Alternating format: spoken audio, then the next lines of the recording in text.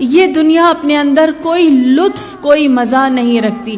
سورہ حدید آیت نمبر 20 اللہ نے انسان کی زندگی کی 5 سٹیجز کو بہت خوبصورتی سے بیان کیا اور کہا انما الحیات الدنیا لعب ولہو وزینۃ وتفاخر بینکم۔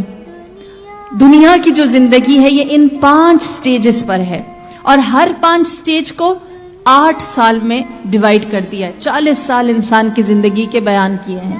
ہاں، انسان کے لیے دنیا کی زندگی کیا ہے؟ انما الحیات الدنیا لعب، فرسٹ 8 ایئرز انسان کھیلنے میں گزار دیتا ہے، دوسرے 8 سال لہو، بے مقصد رہتا ہے، کوئی ایم نہیں ہوتا، کوئی ایمبیشن نہیں ہوتا، یوں ہی جیتا چلا جاتا ہے۔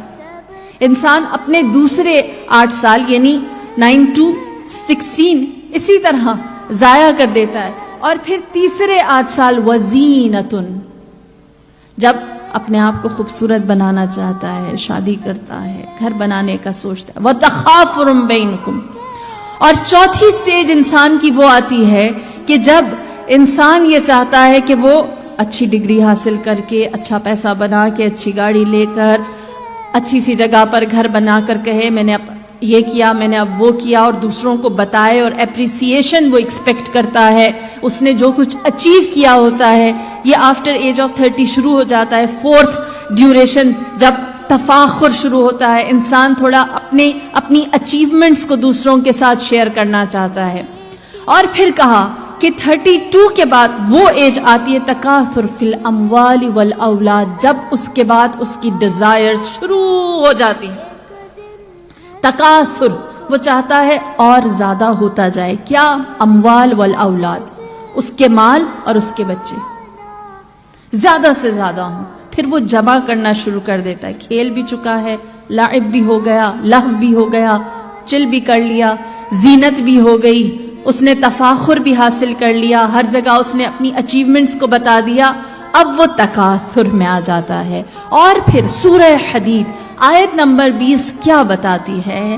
یہ انسان کا تکاثر فی الاموال والاولاد اس کو کس نتیجے پر لے کر جاتی؟ بہت خوبصورت سی مثال خداوند کریم آگے دیتا ہے کہ ہم نے دنیا میں انسان کے لیے موسم رکھے ہیں، سیزنز آتے ہیں، درخت پر پتے نکلتے ہیں اور پھر ہم ٹھنڈی ہوا چلاتے ہیں، وہ پتے گر جاتے ہیں، انسان دیکھتا ہے سمجھتا نہیں۔ تکاثر کے بعد جب بہار آتی ہے، جب ہر طرف پھول ہوتے ہیں، جب بہت ساری گرینری اور خوبصورتی ہوتی ہے، تو خدا کہتا ہے انسان کے لیے یہ درس ہے کہ اس کے بعد اور نہ سوچے، خزاں ہی آنی ہے، انسان فنا ہے۔ امام محمد باقر نے کیا نصیحت کی اپنے فرزند کو؟ یا بنیا خلقت للبقاء لا للفنا، اے بیٹے اللہ نے ہمیں ختم ہو جانے کے لیے بنایا، ہمیشہ رہنے کے لیے نہیں بنایا۔ خلقت للموت لا للحیات، ہمیں موت کے لیے پیدا کیا گیا ہے، زندگی کے لیے نہیں بنایا گیا۔ وللآخرہ لیس للدنیا، اور آخرت کے لیے پیدا کیا گیا ہے، دنیا کے لیے نہیں بنایا گیا۔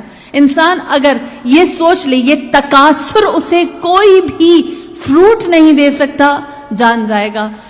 ہم اگر ایک ذرا سا تیزی سے سروے کریں، جن لوگوں نے بڑی دنیا کما لی، بہت کچھ بنایا، مروان ابن عبد الملک، ہم سب جانتے ہیں بنی امیہ کے ان حکمرانوں میں سے رہا جس کے پاس سب سے زیادہ دولت تھی، ایون یزید سے زیادہ اس نے پیسہ بنایا، پراپرٹی بنائی، سونا چاندی بنائے، اس نے اپنے لیے بہت کچھ بنایا، جو کہہ سکتے ہیں کہ جتنے بھی خلفاء آئے ہیں جنہوں نے حق اہل بیت کے اوپر غصبہ کیا، ان میں سے ایک تھا۔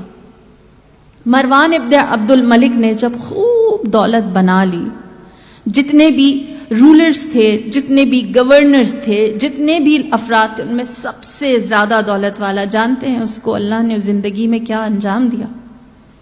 اس کے اوپر ایسی بیماری آئی کہ طبیب نے، اس کا علاج کرنے والے نے کہا اس کو پانی نہیں پلانا، اگر پانی پیے گا تو مر جائے گا، اس کے لیے پانی زہر ہے۔ بیمار تھا، بستر پر تھا، مروان ابن عبد الملک کا بیٹا آیا، پریشان کھڑا تھا، یہ جانتا تھا مروان اس کی اولاد کیسی ہے، لہٰذا اس نے اپنی بیٹی کو مخاطب کر کے کہا میں جانتا ہوں یہ پریٹینڈ تو ایسے کر رہا ہے جیسے بہت پریشان ہے، لیکن اس کے دل میں خوشی سے حالت خراب ہے کہ کب میرا باپ مرے اور کب مجھے یہ سلطنت حکومت ملے۔ اور پھر اس نے اپنی وصیت کی۔ مروان ابن عبد الملک نے، آپ لوگوں کو کبھی وقت ملے، کبھی پڑھنے کا موڈ ہو تو ضرور دوسروں کی وصیتیں پڑھیں، کیونکہ جس نے زندگی گزاری ہے، جس نے ارن کیا ہے، اچیو کیا ہے، بہت کچھ حاصل کیا ہے، اس کے بعد وہ جاتے جاتے کیا بتا کر جاتے ہیں، ان کے وصایا یہ ہمارے لیے بہت لرننگ ہوتے ہیں، بہت سیکھنے کو ملتا ہے۔ اس نے اپنی وصیت کرنی شروع کی، اس نے وصیت لکھوائی اور کہا کہ لکھو، میں کہتا ہوں کاش میں کوئی شیفرڈ ہوتا، کاش میں کوئی دھوبی ہوتا، کاش میرے پاس ایسی نعمت نہ ہوتی اور میں دنیا میں ایسی چیز نہ چھوڑ کر جاتا جو میری موت کی تمنا کرتی ہے۔ یہ مروان ابن عبد الملک کی وصیت تھی۔ کیا نہیں حاصل کیا، کیا خواہش نہیں تھی، کیا آرزو نہیں تھی۔ اور جب اس نے یہ وصیت کی، نیکسٹ ڈے کہتے ہیں کہ اس کا بیٹا آیا اور اس نے جلدی سے اپنے باپ کو پانی پلایا تاکہ سٹوری ختم، کسی نتیجے پر پہنچے۔ اور مروان ابن عبد الملک اپنے بیٹے ہی کے ہاتھوں مرا۔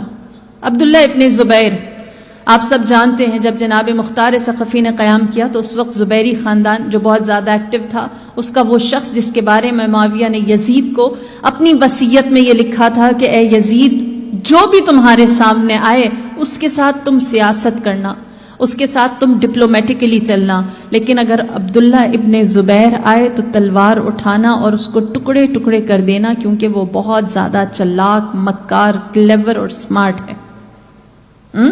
اور اس نے جنگ کی پاور حاصل کرنے کے لیے، اس کی بھی خواہشات ختم نہ ہوتی تھی، یہاں تک کہ کہتے ہیں کہ اس کی زندگی کا آخری دن کیسے گزرا۔ اس نے بہت سارے ایریاز کو کانکر کیا، بہت ساری وکٹریز اس کو ملی، بڑی اس نے سلطنت بنائی، یہاں تک کہ ایک مقام ایسا آیا جہاں پر ابن زبیر سے اس کے بھائیوں اور اس کے اولاد نے بے وفائی کی اور دوسروں سے جا ملے۔ ان کے لیے بھی ان کی خواہشات تھیں، ان کی آرزویں تھیں۔ یہ اتنا اکیلا ہو گیا کہ جب اسے یقین ہوا کہ میرے پاس اب کوئی راستہ نہیں ہے، یہ اپنی ماں کے پاس آیا، کہنے لگا کچھ ہی دیر میں دشمن مجھے پکڑ لے گا، دشمن کا ہاتھ میرے گریبان پر پہنچ گیا ہے، مجھے بتاؤ اب مجھے کیا کرنا چاہیے، میں بھاگ جاؤں یا اپنے آپ کو سرنڈر کر دوں۔ اس کی ماں نے بہت خوبصورت بات کہی، کہنے لگی اے میرے بیٹے زبیر، اگر تو نے اللہ کے لیے جنگ کی تھی تو جا دشمن کے سامنے کھڑا ہو جا، وہ تجھے بچائے گا، اور اگر تیری یہ جنگ سلطنت اور حکومت کے لیے تھی تو ہار گیا ہے، جا سرنڈر کر دے۔ لہٰذا اس نے سرنڈر کیا، اس نے اپنے آپ کو پیش کر دیا، مان لیا کہ وہ ہار گیا ہے، اور جب اس نے اپنے آپ کو سرنڈر کیا، وہیں پر ہی اس کا سر تن سے جدا کیا گیا، اور پھر کہتے ہیں شہر میں کئی دن تک اس کا لاشا لٹکا کر رکھا تاکہ ہر کوئی عبرت کا نشان بنا کر اسے دیکھے۔ کیا حاصل نہ کیا تھا ابن زبیر نے۔